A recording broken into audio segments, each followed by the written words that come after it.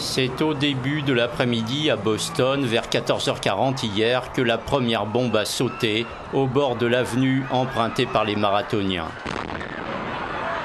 Il n'y a eu que 13 secondes d'intervalle entre les deux énormes détonations. Les engins explosifs avaient été placés tout près de la ligne d'arrivée du marathon, à 50 mètres et à 100 mètres.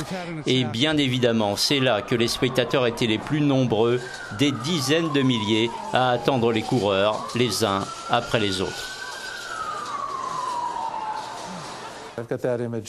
J'ai ça dans la tête. Je n'oublierai jamais le bruit et les images quand j'ai voulu m'approcher du lieu de l'explosion, témoigne ce photographe, et que la seconde déflagration a eu lieu.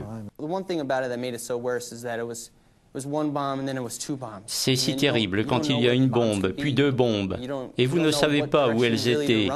Vous ne savez pas vraiment dans quelle direction courir, car une troisième explosion peut avoir lieu. J'ai peur que ça change l'organisation des marathons pour toujours, dit ce coureur.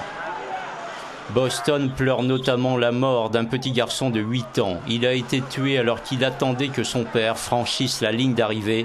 Sa petite sœur a perdu une jambe.